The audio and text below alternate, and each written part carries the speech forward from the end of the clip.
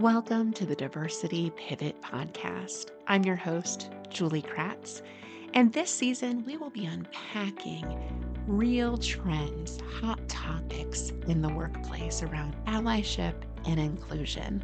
Our goal is that each week you leave with tangible tools, information, practical strategies that you can take back to allies at your organization. Let's dig in to this week's topic.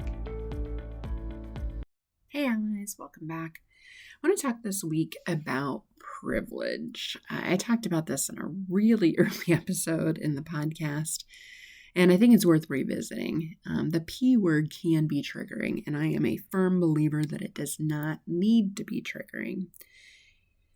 The thing with privilege is it's a difficult concept for people to understand. I've almost been taking it out of the training and just leaving it as the P word and letting people fill in because power is also a substitute. But privilege is important to talk about because it creates this gap between what people think privilege is and what it actually is. And this gap in education can create a vacuum for misinformation, misunderstanding.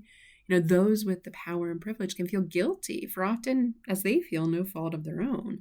Those with less privilege, sometimes can feel embarrassed or less than for circumstances completely out of their control. I know I've been being called less privileged growing up, being in lower middle class, was triggering for me. And not that, woe is me as the victim, but no one wins when we talk about it as an either or.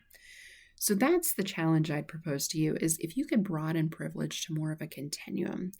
Talking about privilege without triggers starts with acknowledging that it is a continuum. It's not good or bad. It's not right or wrong. It's not that you're fully privileged or you're fully unprivileged. It's a paradox. And paradox means it can be a both and, a yes and, as the improvers say.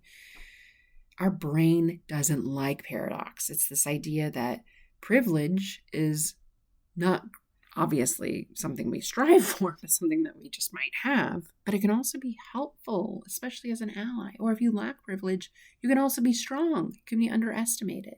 So tethering this paradox, this in between, is highly associated with leadership strength and achievement. In fact, this dates back to a study on Nobel laureates, where they found that of the world-changing scientists, there's a high correlation in activity conceiving multiple opposites or antitheses simultaneously. But this is hard. This is really hard. And like privilege, that mindset of yes and is so powerful to diffuse the triggering effect privilege can have on others, especially for the dominant group, especially right now. White, male, straight, non-disabled, cisgender, etc., neurotypical.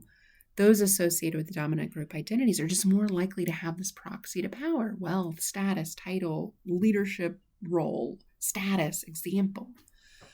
And so it starts by acknowledging this continuum and that privilege is real. So one of the backlashes that I see is this myth of meritocracy. The myth of meritocracy is the belief that hard work pays off. It's very ingrained in U.S. culture from the time we're little bitty. People with privileged identities tend to attribute their hard work to success, to their success, right? They recall hardships, challenges they face, much like historically marginalized groups have faced, but different context, maybe sliding scale, maybe different starting points, right? So this logic's flawed because privilege isn't a contest. It's not a zero-sum game. There aren't winners or losers. The human experience is just difficult. It's, of course, filled with challenges, and people generally have to work hard to achieve some level of success. So when we move toward accepting privilege as real, and we might have had unseen or unfair advantages associated with our identity, we can collectively move forward as allies.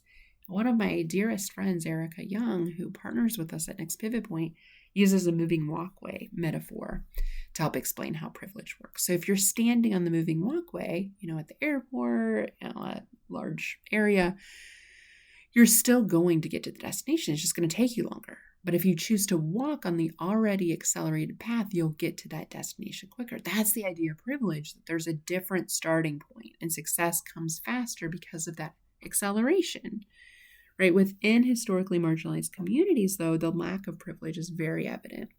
So if you grow up in lower class, regardless even of your gender or race, you're just more likely to experience less access to healthcare, less access to healthy food. Food deserts are real, higher policing and therefore higher crime rates, lower air quality, less access to education. In fact, we know someone's zip code is one of the best predictors of life outcomes. Let that sit with you. No one has a choice about the circumstances they're born into, and that should not be a primary predictor of success. As I reflect on my privileges, my greatest privileges were having a caregiver who deeply loved and supported me as a child. I was born to a strong single mom, and even though we were lower middle class and lacked some economic privilege, she really did make up for that deficit with love and believing in me.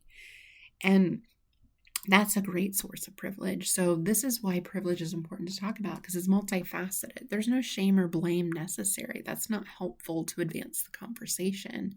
It's not a contest. It's not the privilege Olympics who, achieved more with fewer or more obstacles. So it's just really critical we acknowledge this if we want to practice allyship. We have to start with our zone of influence. Who do I have the privilege of being in concert with? Teams, friends, family, my social media follow. And we have to go first. Begin with your understanding of privilege, how it shaped your life. The idea here is not to self-deprecate or to gloat about trying circumstances. There's a balance in sharing your identities and lived experiences and how it shaped who you are. I often start with my story. I didn't ask for any of my identities. White, straight, non-disabled, cisgender, middle-class woman born and living in the United States. A heck of a ton of privilege there, right? It was given to me. I did work hard to move up in economic classes, yet I had other identities of privilege that gave me proxy to power. I was taken seriously in job interviews. I received Pell Grants to go to college, so I didn't have a lot of debt. I have the ability to speak up about issues of diversity and inclusion that don't seem self-serving as a white woman.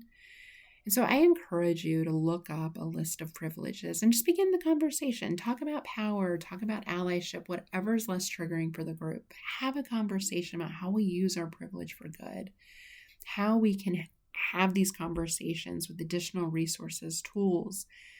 Don't have a standalone privilege workshop or conversation. It might get more of a backlash and needs to be a part of a steady drumbeat of ongoing conversations. I'm saying this now because I believe it's possible to talk about these somewhat triggering issues without triggering people.